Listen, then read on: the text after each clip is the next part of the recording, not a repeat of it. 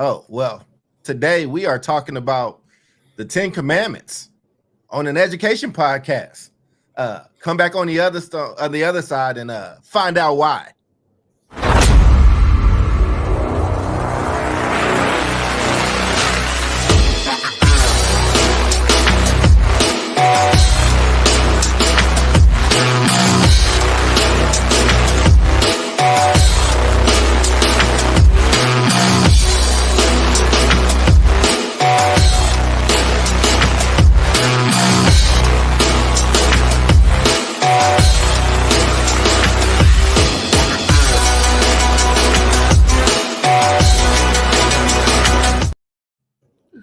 Oh, welcome back to another episode of South Star Classroom. We got Jubilee, who is getting her technical stuff straight. We got Omar, who is rocking out. You know what I'm saying? You see the backwards hat. That means he's extra cool. And then we got David Castillo, the resident adult of this podcast.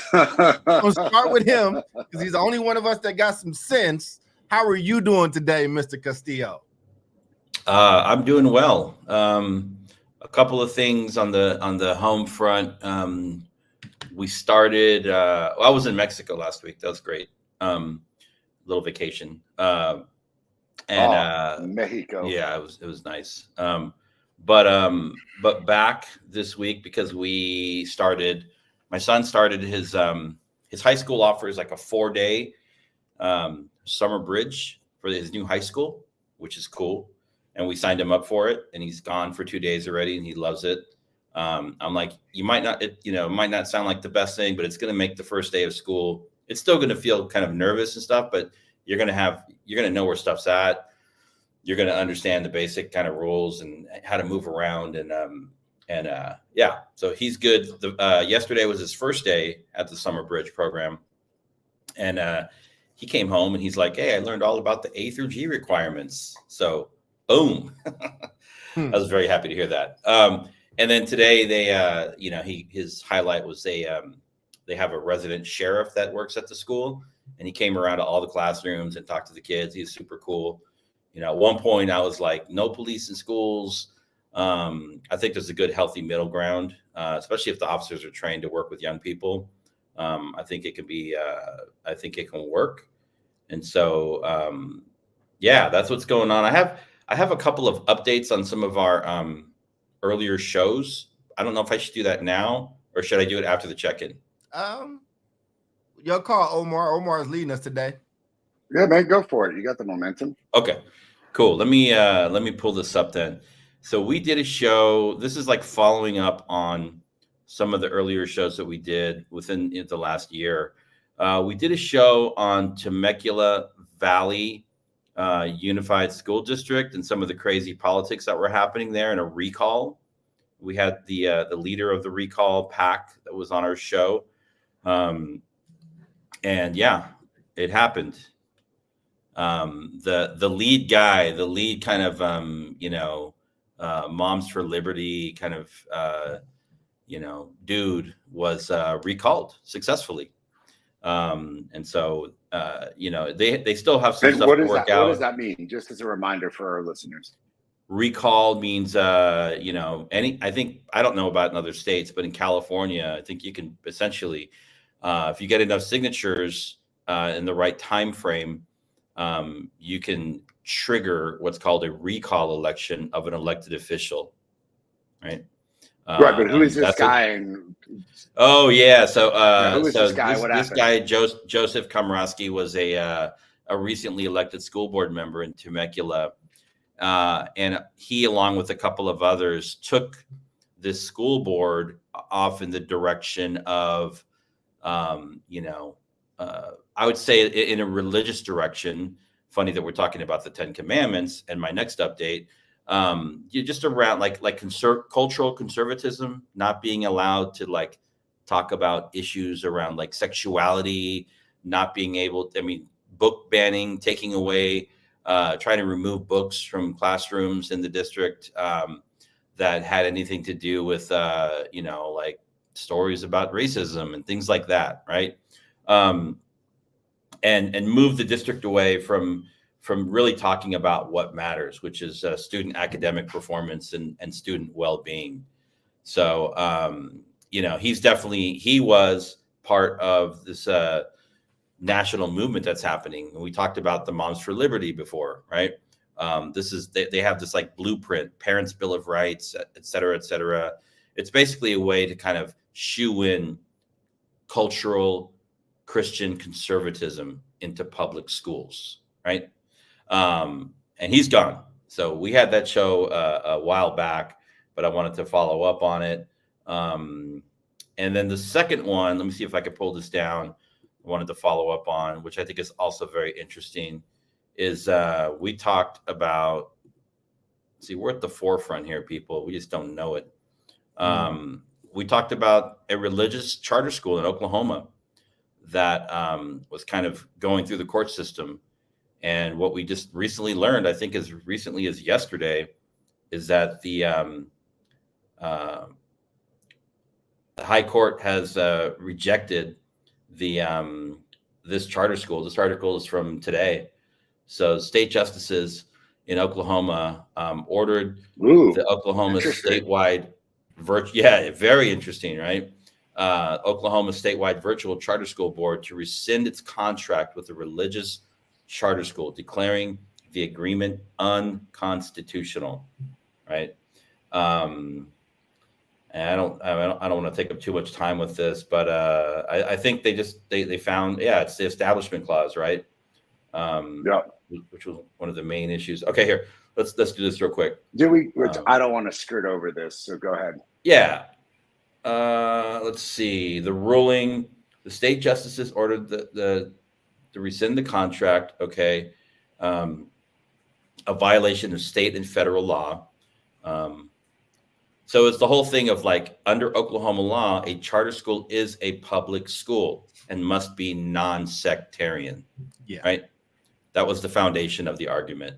You don't need a Supreme Court for this. The Supreme Courts are to help interpret the Constitution or the laws. Mm-hmm. It is separation of church and state is very, very clear in print. But not to the American people. So the American people are constantly, and look, we're trying to do it today.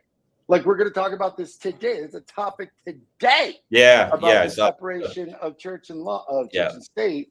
And you've got a lot of representatives, national representatives in the United States Congress trying to blur these lines. So it is a big deal that a Supreme Court had to come in and spank that ass and be essentially, this is literally within the Constitution of separation of church and state, which all these unread, illiterate representatives who are like, there's nothing like our founding fathers constitutionally said that this is a Christian nation. And I'm like, no, man. I'm just saying. No. And I know we ain't even gotten to the A block yet. We still in introductions, but So I mean, that was the main 5 hours telling us how she's doing. The main argument here was that the school was going to evangelize the Catholic faith as part of its curriculum, right? While being sponsored by the state. So that was the crux of the argument. So anyhow, I wanted to bring those forward during my check-in because we've talked about both of these issues, and it's kind of cool to see when these things get resolved and we can still talk about them. So there you go. Yeah, I love it, man. Well, Omar, how are you doing, brother? I am doing all right, man. I just got back from Denver and my arms are tired. My compadre had his 44th birthday. I mean, this guy had the most Latino ass birthday celebration, man. It was the birthday week. There was going out on Thursday. There was grilling at the house on Friday. There was the celebratory dinner on Saturday. And then 1,500 people showed up to his house on Sunday for a light brunch, which consisted of enough food to feed basically half of a military parade or an entire American city, dude. All these people showed up. It was a badass time. They were complaining because it reached the 80s and 90s, and they're it's the hottest thing ever. And it's 182 degrees in El Paso, so it felt like a nice breezy day out there and shit, man. It was nice. I gotta say, what's up to our resident glowing, beautiful queen, Jubilee Ransom. I see that the dog is in there. As Doc would Yes. say, it's that damn That dog. damn dog is back. How are you doing, Jube? I'm doing good. And look, she's kept this bow in for like, I don't know, going on a week. This is miraculous, huh? And I know a thing or two about miracles. I'm doing great. I'm freaking exhausted. But and I think the weather has something to do with it because the weather has been just slapping us. So I get what you mean, Omar. But the kids are out of school. I'm happy that I'm not getting any school messengers, notifications, papers, surveys, permission slips. Thank God. I just needed a little break from it all. So happy to be here. Looking forward. My mom and my sister are coming to see me next week. So we'll have a full week of 4th of July festivities. And we usually do a mother-daughter trip in somebody else's country. But we decided to do a staycation here. So we'll be all about DC and Maryland doing fun things. So I'm looking forward to that. That's what's up. I think I will continue the tired thread. I think we're all a little tired. There's no travel this week, except I did see 2 emails that of somewhere I think my services were requested, but it came very late, and that's like a July 1st thing. I don't know if that's gonna turn around for me, but the news that I have, and I'll throw it back to Otis for our thing, is my 2 mayors, because I split time. I'm in a little southern village of Chicago called Dalton, and the mayor of Dalton is national news. Tiffany Henyard. She is also known as the City Girl Mayor. Look it up because we are now national news and are very small. We're so small that we're not a city or a town. We're a village, but we happen to make national news, and she has more security than the mayor of Chicago. That's one. And then 2, Oakland, my home, my forever home. Shane, the mayor Shane, just got raided by the feds a few days ago, and is very ugly now. Her council was trying to give her advice. She went against council's advice and made a very interesting speech, and her comms person has just resigned as well. As somebody who has a proclamation from the mayor, the previous mayor, I have met Shane. I will say this: I don't know Shane personally, but she's always been nice and sweet to me. But some of the allegations that are coming out, it's going to be very interesting. For instance, the black police chief was just fired and just let go, to the point where the NAACP is trying to figure out what's going on, and her chief of staff, who also resigned, let go of text messages, one of which saying, "Hey, can you send me the number for that Asian police chief?" That is in the text messages. It is in the thing. So my 2 cities are having a day, and also double-digit number of people were shot over Memorial Day weekend. Omar, here in Chicago. Omar, the floor is yours, brother. Well, man, what the hell kind of segue is that, man? You said check in. You want to know what's happening? Downer, sad ass shit, man. Let's talk about the hopeful nature of education. Meanwhile, homicide. Listen, that just goes to show that the doc loves check-ins. Point is proven. He's in love with check-ins. He loves the notion. There's no logic in what this lady just said, but we'll continue. There's none at all. Omar, what are we talking about today? We got 2 major topics today. The last 2 are kind of intertwined with one another. Our first topic, absolutely apropos of this whole Supreme Court decision in Oklahoma. Ladies and gentlemen, the state of Louisiana, got to give it up for the Cajun state, has decided to pass as law mandatorily, if you are in a public classroom from kindergarten all the way up to university, that includes all our fine friends at LSU, you must post, required by law, the 10 commandments in the classroom. Every classroom.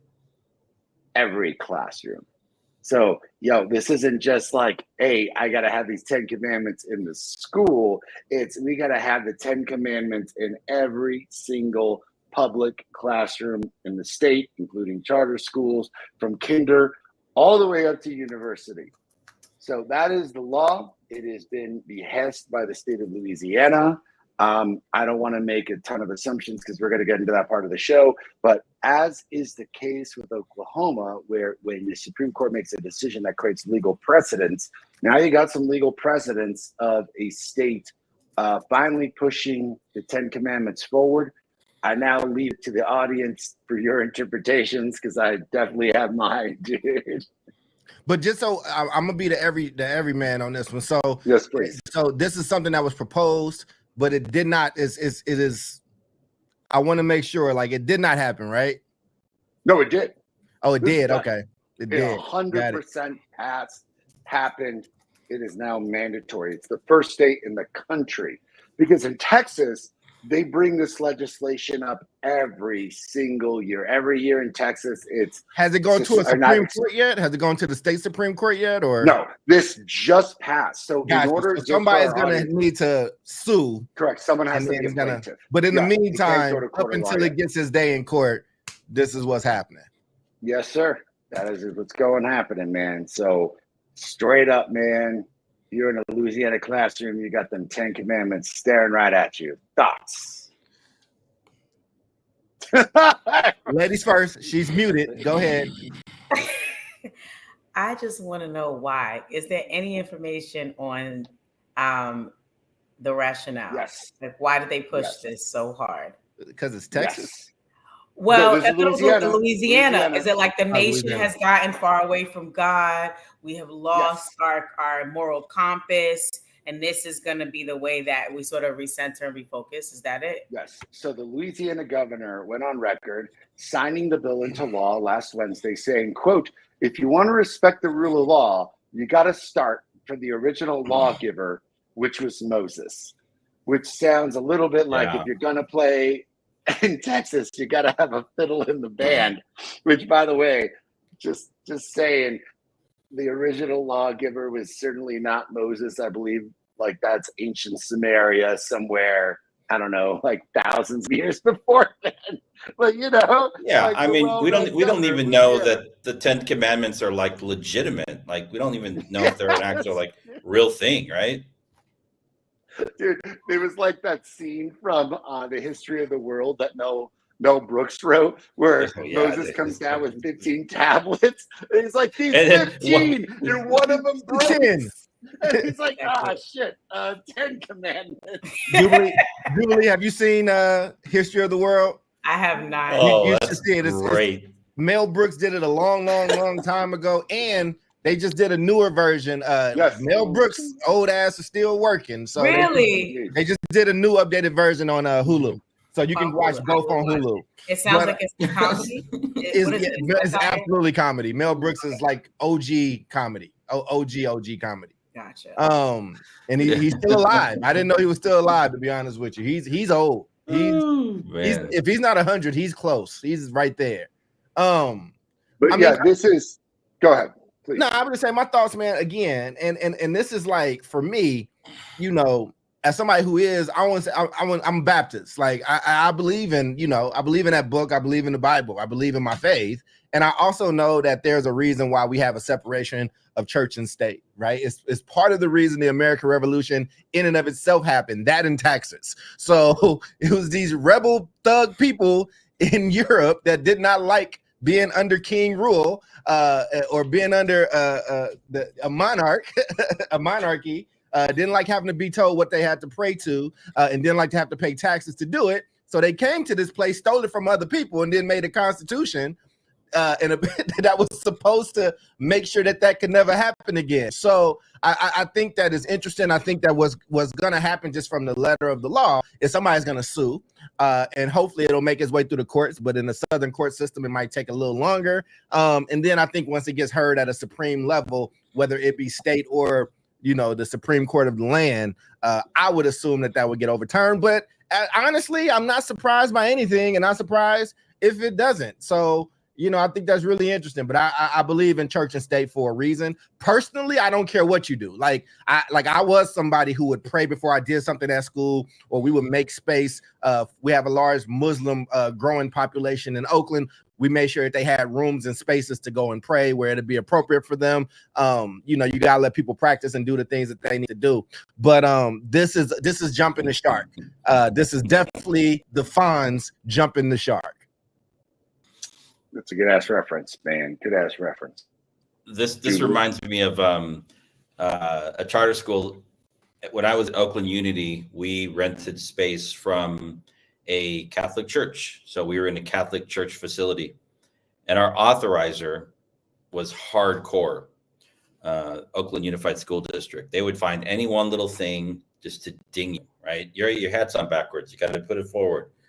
And so during one of their annual walkthroughs, they dinged us on the fact that there were mosaic tile, you know, kind of murals around the campus that depicted Jesus Christ walking amongst sheep, right?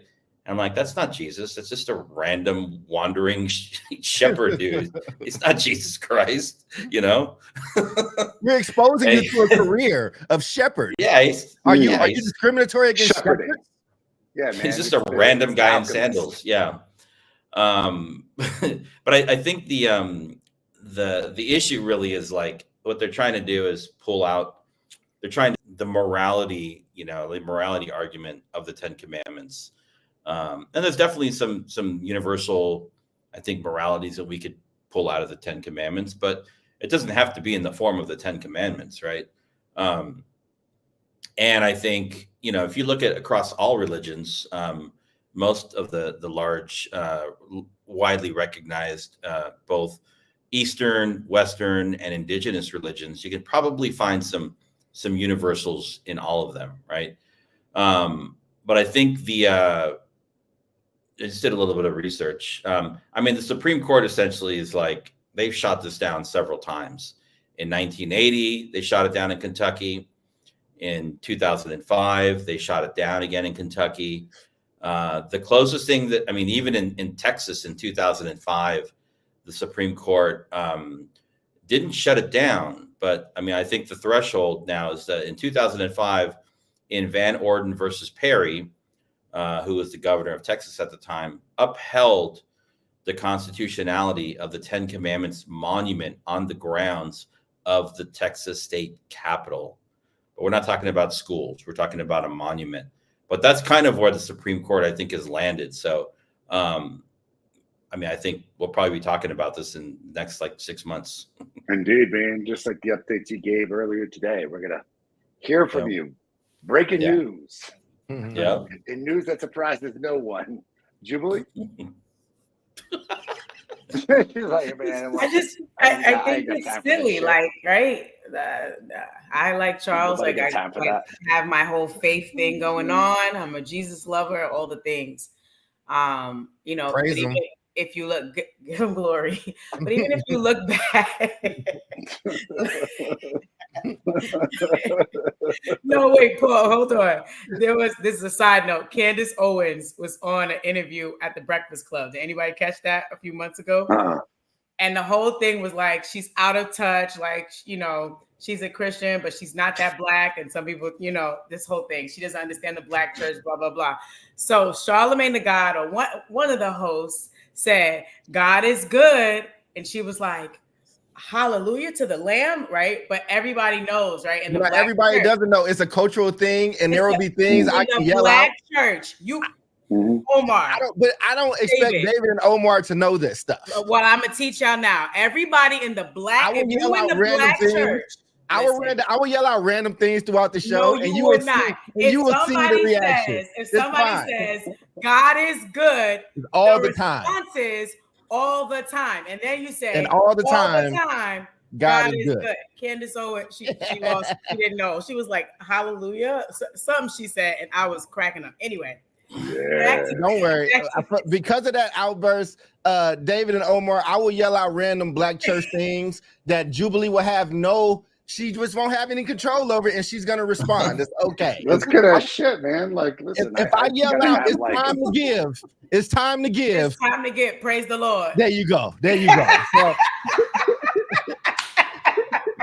I'm gonna just do it throughout the whole thing. Listen, David and Omar, if you've never just go to Black Church like go to like 3 sessions. You'll be fit in at that point. But we do a lot of call and response. We'll say tap your neighbor, and then That's right.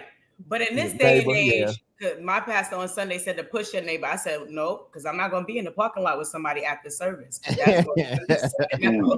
get a lot of directives in our church. I will take you up on that opportunity. Yes, but what I was saying, my understanding is too much of Junebug Spade right now. Junebug Spade, ain't this like the Williams syndrome? You got to come with me one Sunday. It's quite fun. We got you. But yeah, I just think it's just silly. I was saying, even in the Bible, the Israelites struggled, right? With even following, the 10 Commandments. I agree with David in terms of just needing sort of a universal moral code, that it needs to be the 10 Commandments plastered on somebody's wall in the classroom, which I think is highly ineffective. I think it's symbolic, but I don't think it's, effective. And I also just don't see, the strategy, like what's the means to the end? Like, what is the whole point? Like, how do you get from, the 10 Commandments or the mandating the posting of it, in these public schools to actually changing behavior, changing mindsets, right? And to boot, how do you do that when the people who are leading, right, or teaching are not embodying, these moral expectations, right? So I just think it's silly, and I think this is another example of people not wanting to do the real work. I don't think this is the real work when we're talking about wanting, to make sure that we have a moral standard, in our world. I think this is a piece of paper. This is a checklist, but I don't think stuff like this will shift people's hearts and minds to, to doing better. Yeah. And I think, Christianity is obviously not going anywhere. It's a massive world religion, right? But I think in the US and in certain parts, I wouldn't say Christianity is on the decline, but other religions are on the increase, right? We're becoming more diverse country. Yeah, exactly. And so many others too, right? And people that just Christianity is on the decline. Particularly Catholicism. Yep. And so I think, this is like a last ditch effort, for them to try and make a statement. But I just think it's just going to become a bureaucratic drag until the Supreme Court strikes it down. And I was thinking what you're saying, like as an educator, as a school leader, we're very intentional. We should be very intentional about what you put on the walls of your classrooms and your halls, right, in your common spaces in a school. And normally, you might put up the habits of heart, the habits of mind, your expected school-wide learning, results or whatever they call them, right? Your mission, your vision statement. And there's generally a curriculum for that. There's a way of like teaching that. You don't put something up random and just leave it there. It doesn't naturally, students don't absorb it like that. You have to actually teach these things. And then I'm thinking, well, if they put the 10 Commandments up, what's the curriculum? I guess it's the Bible, I guess. I don't know. That's the next iteration of it, right? Yeah, man. I think as he transitions us over, man, I think my last little thing, I think you're gonna get some rebel leaders or some rebel teachers that's gonna they're gonna follow the law, and then they're gonna have every other religious credo or doctrine up on the wall, and to be, So I could see that happening. They'll probably get in trouble, but it's gonna be interesting. Oh, Omar. Yeah, man. Good times, man. Look, I had a first thought when I saw this, and then it turns out that I guess John Oliver and I share a similar sense of humor. My first thought was like 10 Commandments. Like, what's some third grader gonna care about coveting their neighbor's wife? I just want you to sit there. I wanted to read it. Yes, I was just thinking that. Don't be coveting that neighbor's wife. And like a third grader being like, I just want to play with tanks. That was my first thought. My second thought, George Carlin did a whole thing on the 10 Commandments, where basically he compounded them into 2 commandments. So he's like, let's just think about this for a moment. And if you look at 1 through 4, it's like, don't take the name of the Lord in vain. Remember to keep holy the Sabbath. There is no other God but me. There ain't gonna be no false idols. I'm like, hey man, well, this is kind of all about God and not about you. So you can wrap one of the commandments up into like, there ain't nobody but God. And then the other ones are like, I mean, listen, I believe in that book. I want to be very clear. I believe in that book. I've read that book as I was younger. The thing that we agree on is like, there should be a separation between church and state. Like, well, that's actually going to be my third point. Yeah. I'm wondering, and like on a serious note, because I'm just making jokes. On a serious note, I wonder if, and this is a bit of a different direction we talked about, is this a political move? So is this a religious move where, you know, people are like, we need to bring God into the classrooms? And again, everyone knows this is going to get stricken down because of the separation of church and state, something that I adamantly believe in. But I wonder, is this a political move in an election year?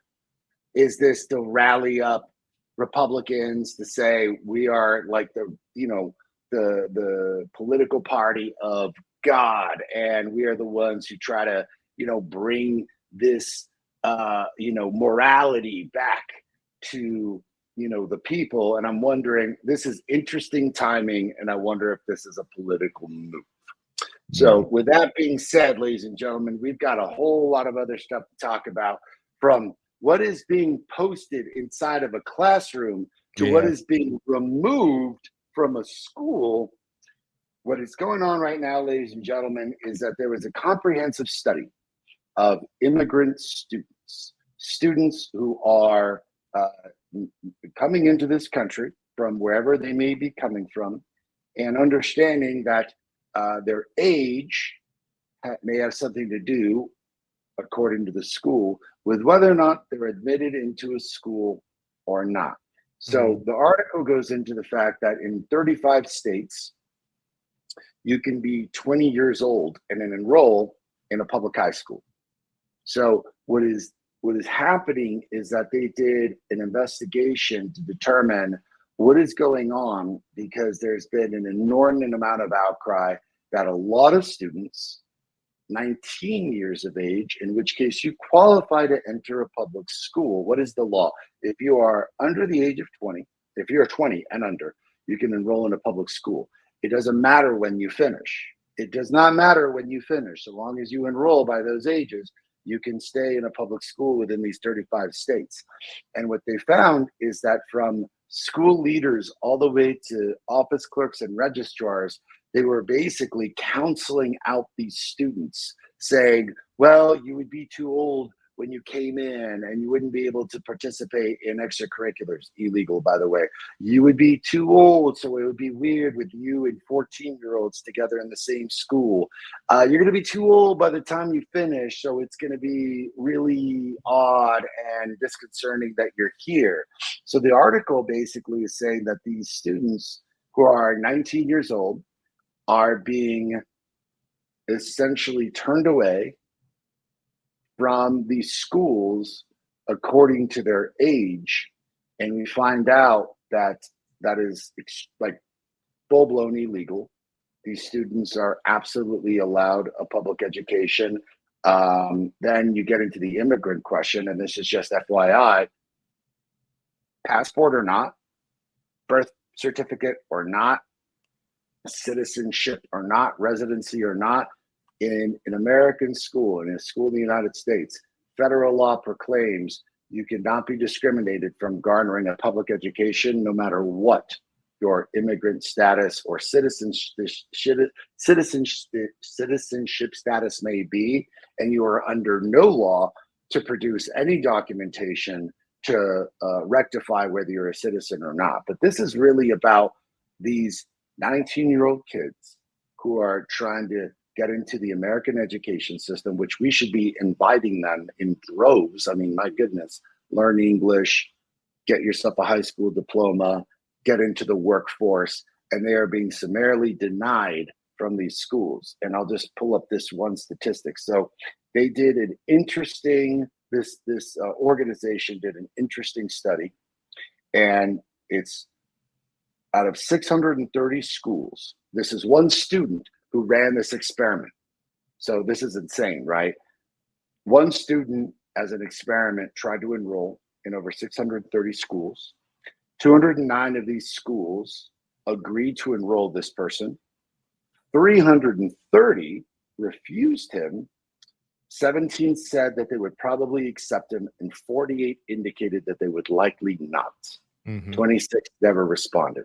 So the overwhelming majority either gave no answer, a probably no, or a definitive no to this one student who was used as or not used, excuse me, who agreed to this experiment to decipher what was going on in our nation's schools.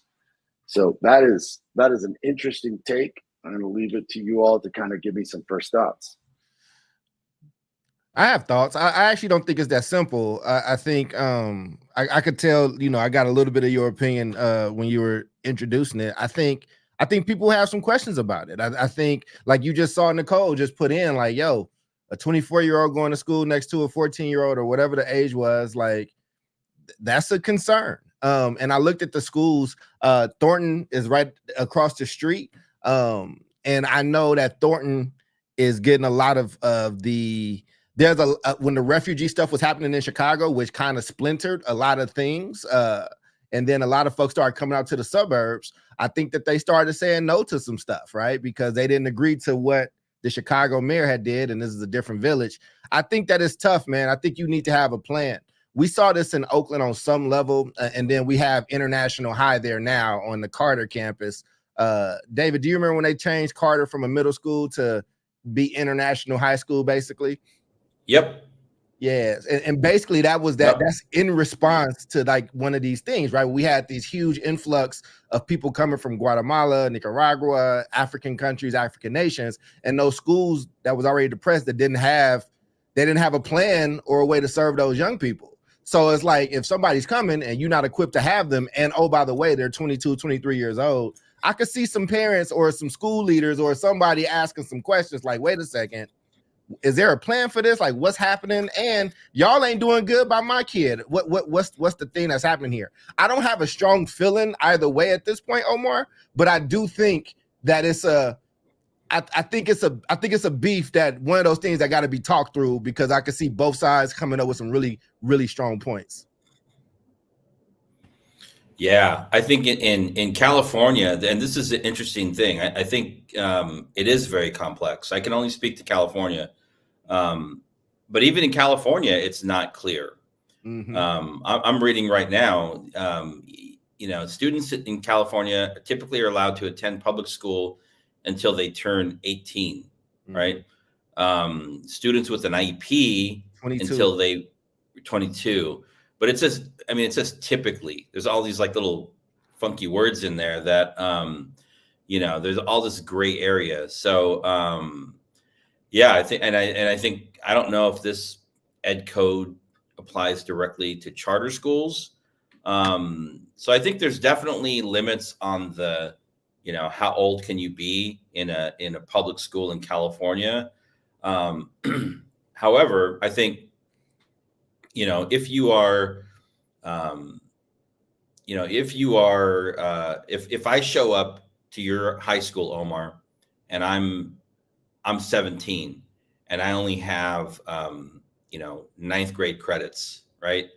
Like, can EPLA put together a plan for me so I can attend and get credits, but then when I turn whatever the age limit is, then I get transferred over to some kind of an adult school or a community college kind of program. I think that's where the coordination needs to take place. Yes, it needs to be a plan.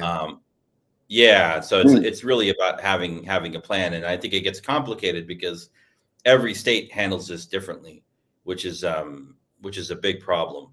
So I don't think there's any consistency across the states. I understand the concerns that exactly. Yeah, that's what I'm saying right there, because I understand these concerns 100%, both as a parent and as a former school administrator.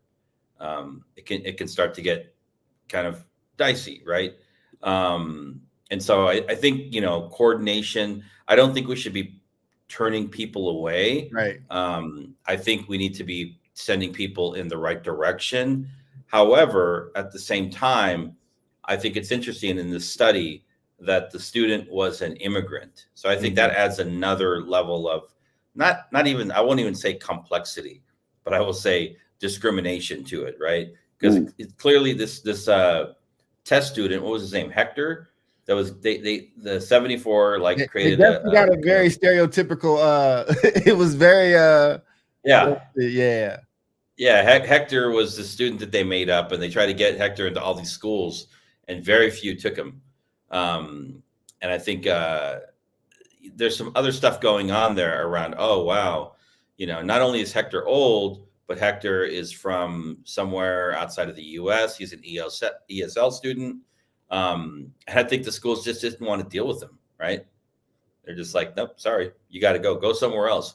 But they didn't necessarily send Hector somewhere. They just sent Hector away. Hell yeah, dude. Yeah, and that's the problem. Yeah. Jube, you jumping in there? Yeah, I mean, Keanu Warren's got it. I mean, and I just remember from when I was in high school, people aged out. Right. But if you aged out, you still had other opportunities. Either you were going to, finish up in night school. Night school was available. Night school would happen after school hours. So it'd be like a 5 to 9 p.m. joint. Saturday school, PM school, they created other options. So that if you did age out, you weren't necessarily in the same population as a little ninth grader that just learned to take the bus to get to, high school. But also, not in sort of like it being a threat, just because life's different for a 19-year-old than it is for a 13 and 14-year-old, right? And they're probably grappling with different things, probably got a job, right? And different things that they need to do to make sure that they're getting their education and possibly supporting themselves and their family. So I do agree that we do need, adult high schools. We also have I don't think it was transitional, maybe transfer high school, something like that, where, again, if you were 17 and up, for whatever reason, it may be because you aged out, but it may be that the setting just wasn't your jam. Like you needed maybe a smaller community or what have you, but you just had options, if you aged out or if you were, not doing well, and you could just transition over to a transfer high school or an adult high school or night school. So, I think that I see, like you all said earlier, I see both sides, but I really don't think there should be an option. I think there should be, let me retract. I think there should be options. I don't think that the school system should be able to say that we're going to counsel you out or we're going to get you out just because of your age. For as long as I've known, there's always been options for those. Well, no, I mean, I hear you. I think it's a good segue. Now I'm putting on the social worker hat because I have sat in these meetings, right? Like I worked with kids with special needs. That's why I knew the age off top is 22 when you foster or you got an IEP, and you have to have a meeting, and we have a meeting around resources. And then that body, even if you're 20 and we're having that meeting, and then the system just is like, there's nothing else we can necessarily do here. I mean, we can do X, Y, and Z, it's a part of ed code. So like they work to get ed code stuff changed, and some of it got changed in California for foster kids. So where they extended it for foster kids, and to make sure that they could get all their money for college, they don't have to claim any, their wards of the state, so they can get it all fully funded. But I here's what I'll say, because I want Omar to come back into this too. Like I think, I get the moral piece of it.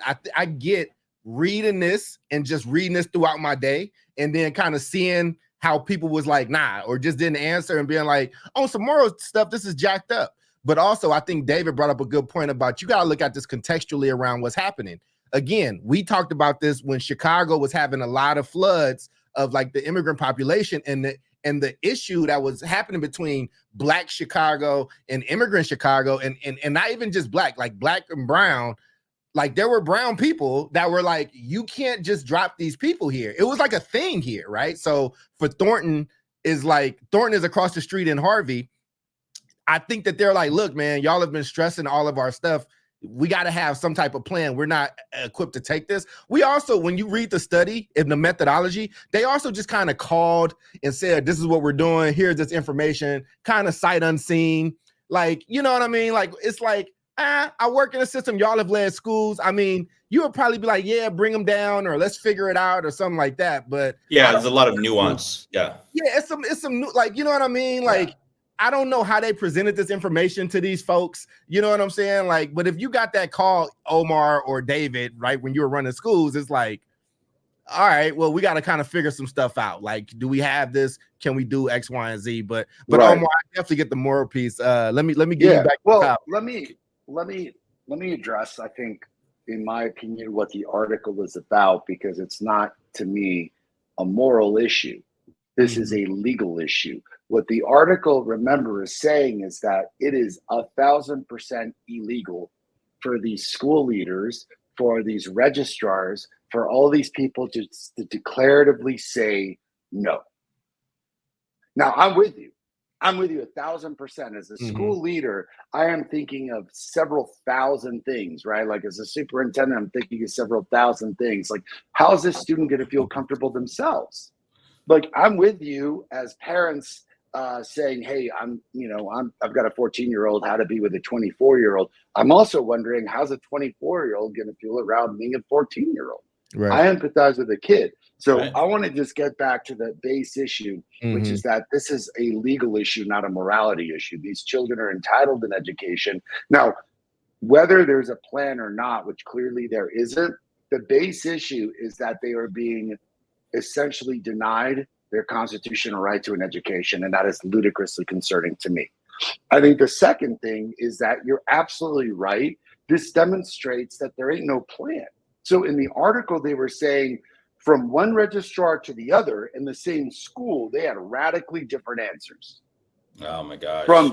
Yes. So forget about just two different schools within a school district. The same school had radically different answers. And this is how people are just like so ludicrously disorganized. Because if it were up to me, a couple of things. If a kid came in and you're like, what would EPLA do? I'd do one of three things.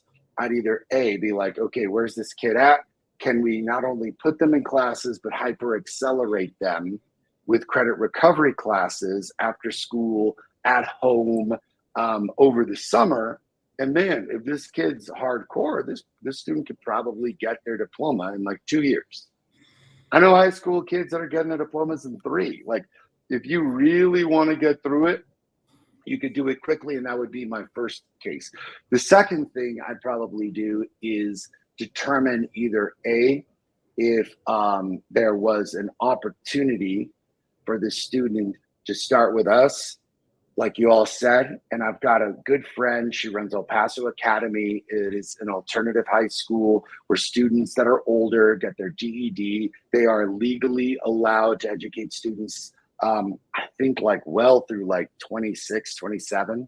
Like, it's pretty badass. They have that authority from the state. How about we start with us, get you as many credits as you can, and then we have a plan for you to go to a very specific school.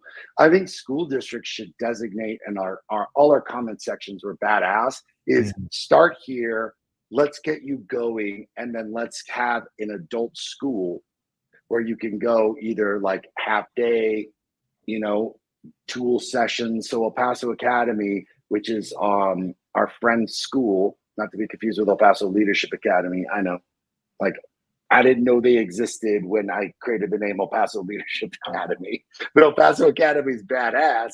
They do a morning session and an afternoon session. So if a kid's working, they can do whatever session meets their needs. But if they're like, I want to gun through this, they can do both sessions and get out of there in 1.5 years, 2 years.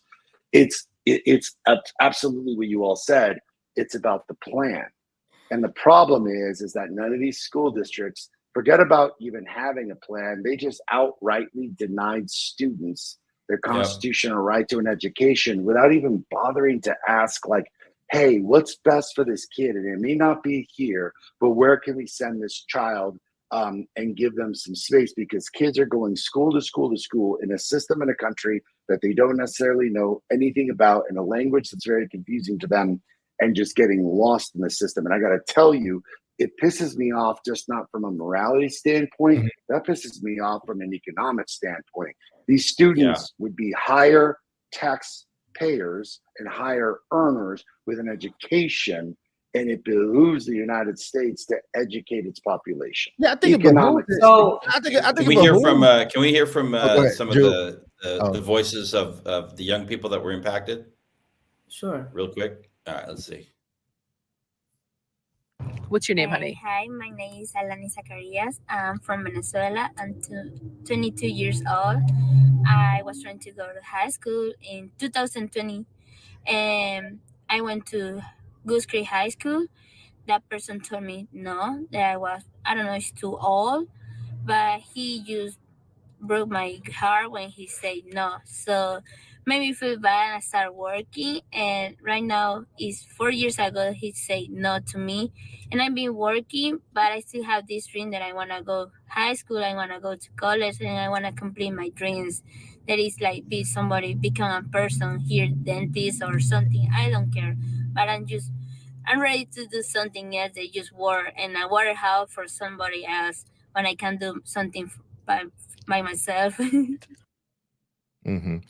Yeah, I mean, listen, I think my heart goes out to that person. And I think also, if I'm looking at it and just being honest and direct, right? It's like, well, community college, right? It's like there's like some kind of community program. There's something there. Listen, if somebody got kicked out of school, or let's look at somebody who left school and had a baby, and then at 20, they're like trying to come back as well.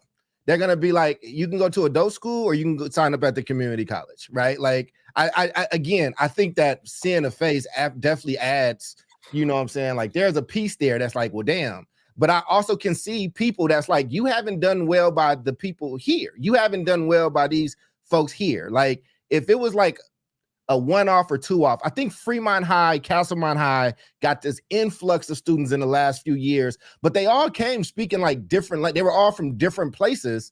And this is a community that wanted, you know what I'm saying? That was like, yo, we with it, bring these people, but I don't know what to do. I don't have the tools to necessarily serve. The other thing that I thought was interesting, Omar and team, when I was going into that data, is that they said that it was the Republican states that they had no problem getting those kids enrolled in school. It was the Democratic led places that said no. And I think that if we are being critical adults with that, all of us got college degrees, it's like, I'm gonna make us a political button when we get into the politics and shit, like just to let the crowd know that's where we're going. But like,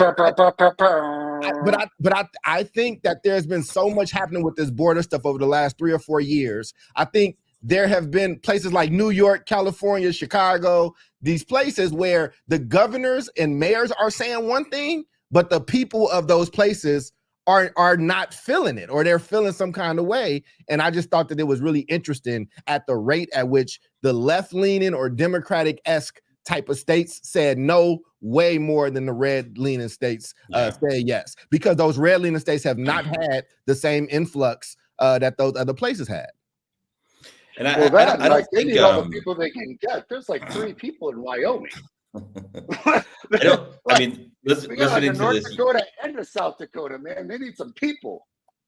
Listening to this young woman's story, so like, yeah, people have been here. The system has failed them. New people are coming here, and the system is failing them. I don't think I don't think it's, the responsibility of any one single system to like provide direction or support for people.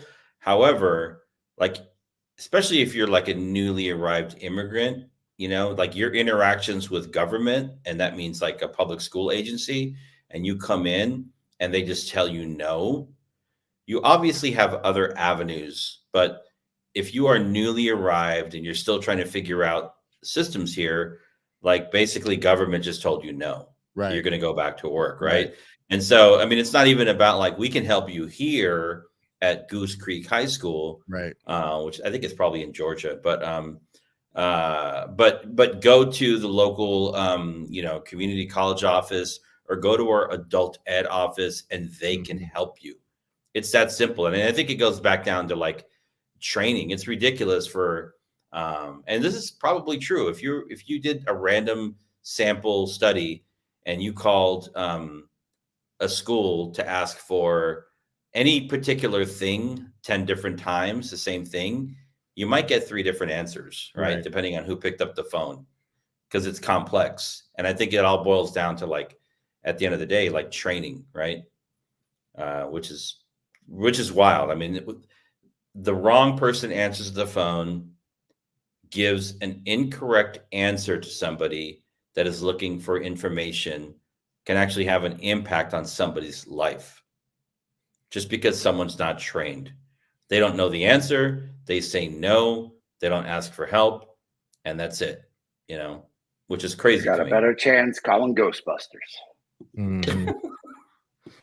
Which, by the way, ladies and gentlemen, we got to get into closing thoughts. We got 5 minutes left in the show. That was a good topic, though, man. Minutes, man. That was a good topic. Fun. Like, it's an interesting topic, I think, because it is a question of not just legality, but it's a question of, like, plan. And with David, it's like it's not just the training that I think is important. It's about what are we as a district going to do to resolve this issue, and having everybody cognizant of a plan to resolve it.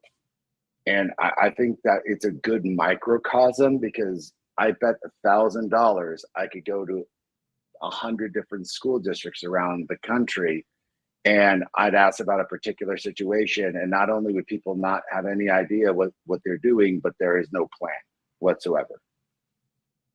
Like, what do you do with, like, a 12-year-old that's interested in going into high school because they're hyper accelerated? What do you do with a student who wants to get through high school in 2 years and doesn't want to hang out for the 4 years? Like, I bet there's answers to those questions, but I bet you $1,000 people don't know the answers, and I bet there's not much of a plan in store. So we got closing arguments and closing statements. I can jump right in, give you all some time. I think all in all, from the 10 commandments posted in a classroom to students being denied a classroom, I mean, this is why we have a show, because ultimately I think that education is in dire need of systemic planning and systemic changes. And we all talk about that every single day, but this is the kind of subject that makes me wonder, why do we have the system that we have? And I know it's benefiting middle and upper middle class students, but I oftentimes wonder, do we remain with the status quo because no one has been inventive enough to really rethink this? Or do we remain the status quo because A, there's a lot of money in the status quo, and B, there's political undertones of keeping the status quo to ensure middle and upper middle income student success while denying low income students the opportunity? And I think today was a very interesting case of, yet again, denying low income students that are overaged or immigrant, the opportunity to a public education, solidifying their cycle of poverty. And I think that's not just a tragedy, it's something that I think we should actually do something about. Muted yourself, Jude. You went the opposite direction. It was, oh my God. Go ahead, Killer. I thought I finally had it down after all these years of muting and unmuting.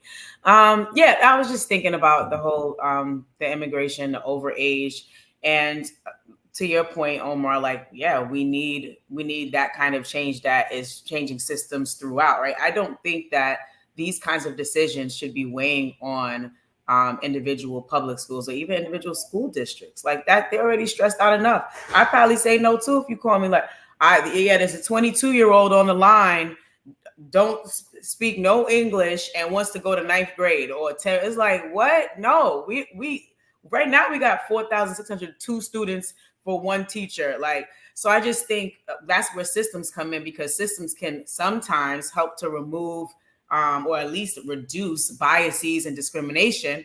But, you know, with schools are being inundated with all the stuff they do on a daily basis, having to make that kind of decision, which really is a high level decision, is impacting somebody's life. It's like, without the space, the time, the systems that inform the decision making, that's how, these beautiful people get rolled under the bus, you know? So I just think, again, you know, systems. And I know Charles is going to be like, yeah, but people do systems, blah, blah, blah.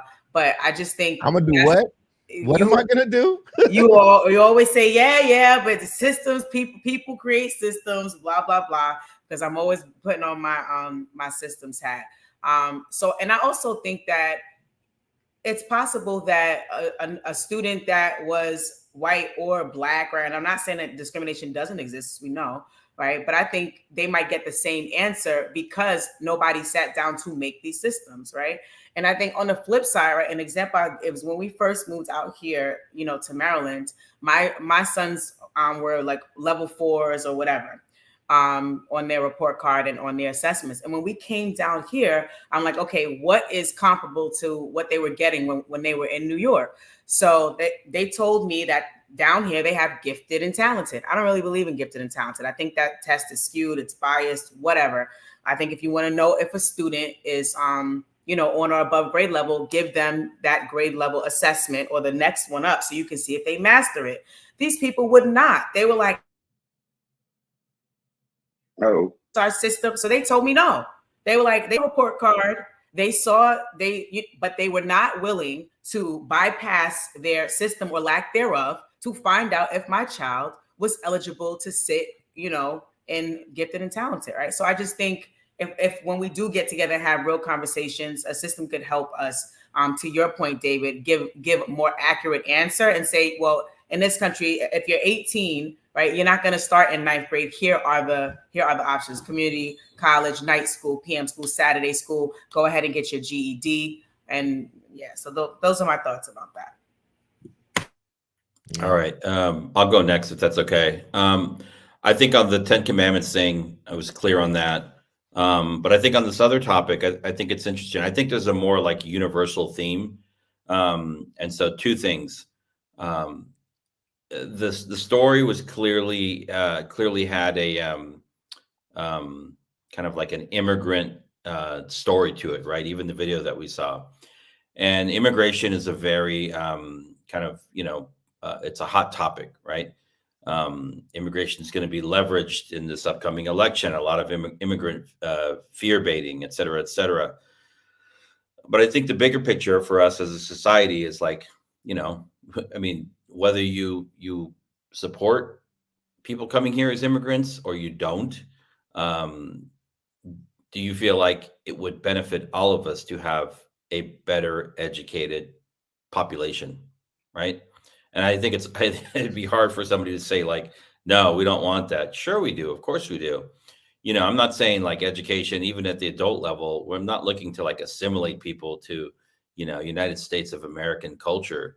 But I think there are some like good universal like values and truths that can come from that, right? As well as like acquisition of the English language. So I think for me, that's the question that comes up. But then at the school or the system level, I also understand the resistance to try and like even open the door to a student that you're just like, well, you don't right. fit into our system, right? And I've experienced that a lot with young people. One student in particular, you know, not an immigrant, but you know, at a very high performing college prep high school, a student that had enrolled that came in literally with a cane because he had been like shot several times and couldn't use one of his legs, and he enrolled as a 10th grader, you know, fleeing violence from another public school in Oakland. And we're like, he doesn't fit our profile. I'm like, it doesn't matter. He's enrolling. He has X number of credits. We are going to put him on a plan to success, you know. And he came in and he ended up graduating in 3 years, right? It's kind of the similar thing where you see like, you know, people have a visceral reaction to it, but I'm like, doesn't matter. We're a public school. We have to figure it out. And if we can't figure it out, we need to send this person in the right direction to another public agency to get what they need. So I'll leave it at that. Yeah, man. I would just, you know, my 3 points, just to close. I think we all covered the first topic. Just we're very clear on that.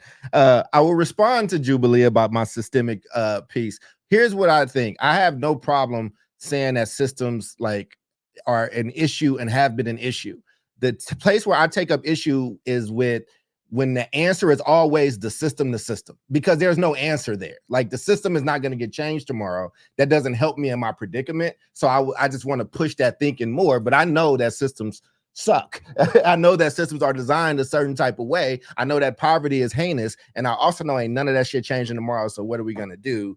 I think the other thing around this was, I think look up International High in Berkeley. I mean, in Oakland, I'm sorry, study them, go see how they're doing it. And here's the thing, I've been on that campus, even as a school that's built to actually handle this type of situation, they are still ill-equipped. And that is, the school is called International High to take in all these new like young folks that are coming. And I think the other thing was, part of my reaction to this was my mother just wanted to get me into Berkeley High School. For y'all that don't know, David knows this. It's a really, really good public school that's in Berkeley next to the UC Berkeley campus. It's a public school. My mother tried to get an interdistrict transfer. Not only was it denied, but she was told that she would be put in jail if she got caught trying to put me in that school using a falsified address, or people lie about their addresses to get in that type of school. The point that I'm making is that, I think these things have been issues. Like even when I came to Emory, I went to Westlake, was in the Oakland district, Emory's in Emory Unified. They wouldn't even call or verify a few miles over what my transcript was. So I had to take algebra and geometry again, even though I had already took it in an OUSD school. So now you're talking to me about a young person that's coming, that's in their 20s with no papers, no documentation, we don't know. I'm talking about credit wise. I'm not talking about if they could be citizens. Like, we don't know where they're starting at. There were some harsh sounding responses in that report, but when I read it in context, it's like when the person was like, you will really just be wasting your time. What they were saying was, you're 23 or you're however old, you're 22. We'd have to start you as a freshman. Like, I don't know how that's going to actually play out. I think it's complex. I think these are complex issues, and I love when our show actually tackles complex issues, because then we get to have real conversation. And like, there should be some type of plan. And even when you have a great plan, this shit can still be hard. Man, on that note, ladies and gentlemen, this is the South Star Classroom, 3 p.m. Pacific, 6 p.m. Eastern. On behalf of the radiant and lovely queen that is Jubilee Ransom, the beard of knowledge, David Castillo, and the real Dr. Charles Cole, I'm Omar Yanar, your co-host. We'll see you all next. Actually, ladies and gentlemen, we are taking 2 weeks off. Oh shit, are we? That's okay, correct. Yeah, yes, yeah. 2 weeks off. 2 weeks and we're off. We're back on 2 weeks. We're taking 2 weeks off. We're back on Tuesday, July 16th. You know what? Maybe we can do one of those in the slot. I can run something else, or do the political show or something. If we can't leave them for 2 weeks, they're not gonna come back. But we got to figure it out. But okay, we'll figure it out. We'll figure something. We'll run something. Show. We'll run all right, something. We will be in touch with you all as to what's going on, and check out our break. They get a break. All right, man. Everybody have a great week. We'll talk to y'all soon. Peace.